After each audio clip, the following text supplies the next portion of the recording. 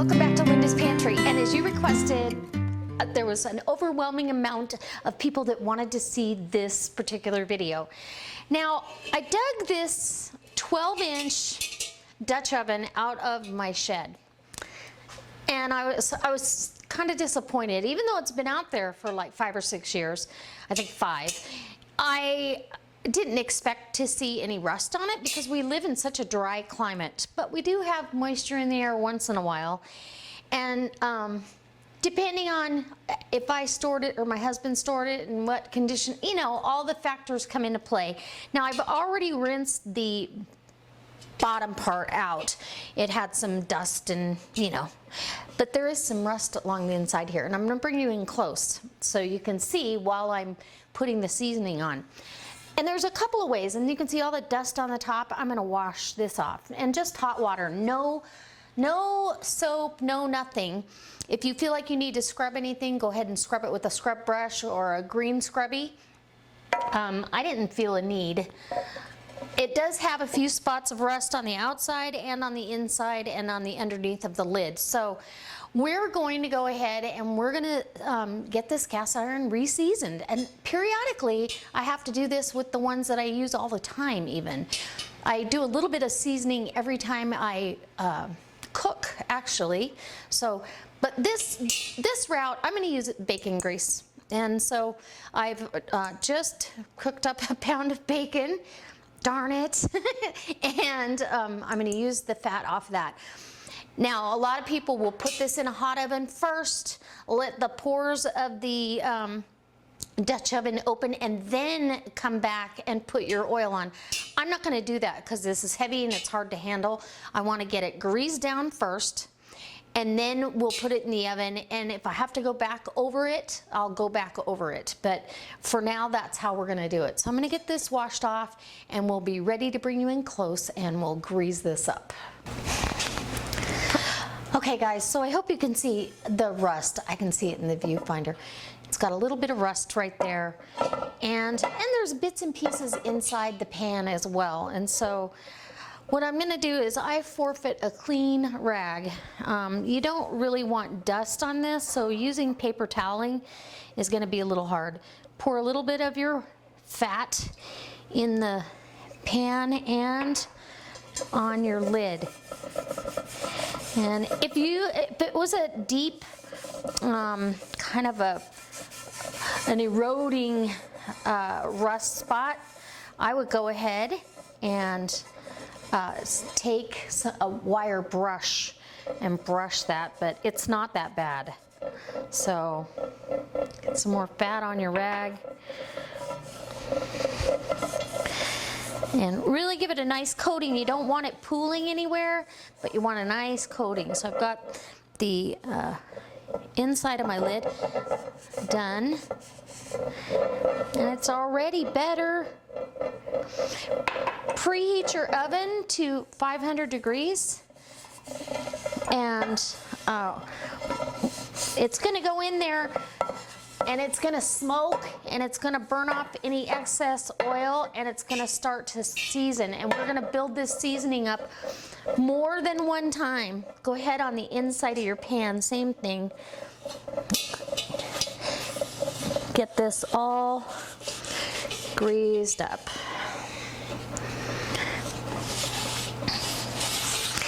And I like using a rag just because it holds onto the oil better. Paper towels break down. They're okay in a pinch, but for this job, I really wanted it to be, I want to be able to use all the fat that I've got. And you can see it already looks better. It's soaking up that fat.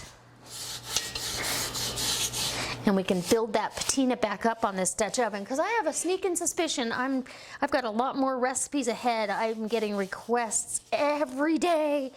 Okay, so the inside is done, and then I'm going to flip this over. And yes, make sure your rim gets done really well. And look at that, it looks beautiful. And it's not in horrible shape, it's just not in great shape. I'm kind of disappointed in myself. We'll move this over there. And the outside obviously isn't quite as important, but it's certainly important too. Get yourself some fat on that. And I like to put these in the oven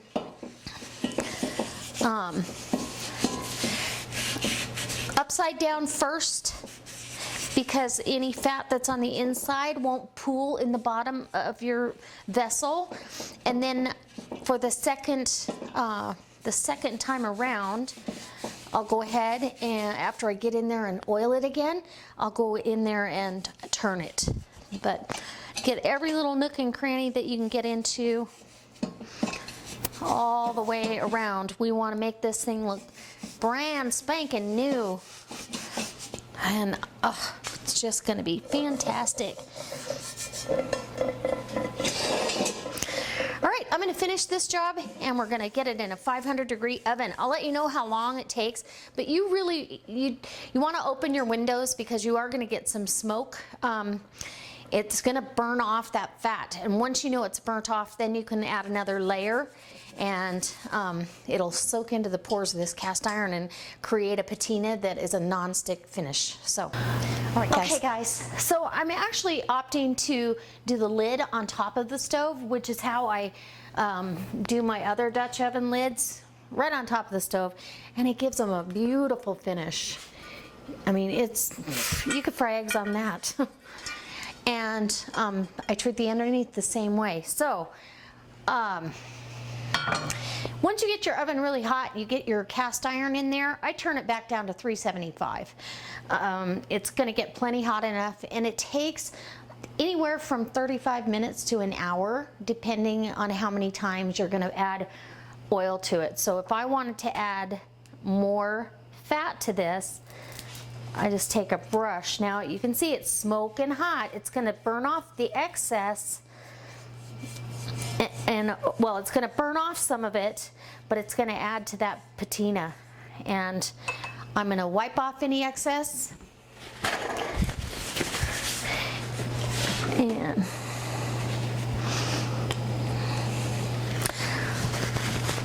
so I'm going to wipe off any excess with another rag. And I can turn that burner off, and it looks beautiful. Now, turn your fan on. My fan is broke. Otherwise I'd have it, but I've got the windows open, so we'll be fine. And who doesn't love the smell of bacon?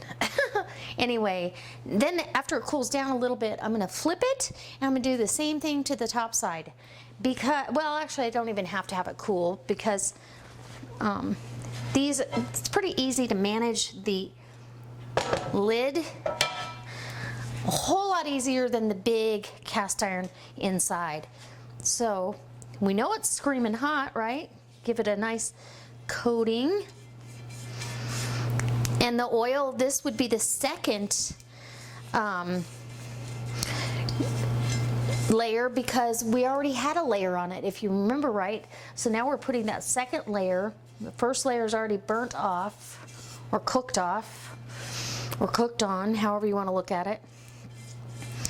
It's not hard. It's just taking care of them. So then I've got it all covered here.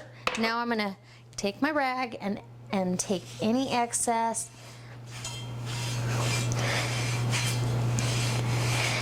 And we are just about ready to go with this one. Super easy. Now, if you wanted to stick that in the oven and continue to bake that finish on, you can. I don't think that it's going to be necessary. We're going to be outside cooking with this here pretty quick, and it's going to get baked on anyway. So the inside here, I don't know, can you see that? Yeah. I've got my cast iron upside down in there. I'm going to bake that on there, and then we're going to flip it, and I'm going to do the same thing with the second coating. I'll put a second coating on and then flip it and put a second coating on the inside, and it's going to be good to go. And we'll have restored this to a cooking finish again, and we'll get a lot of use out of it.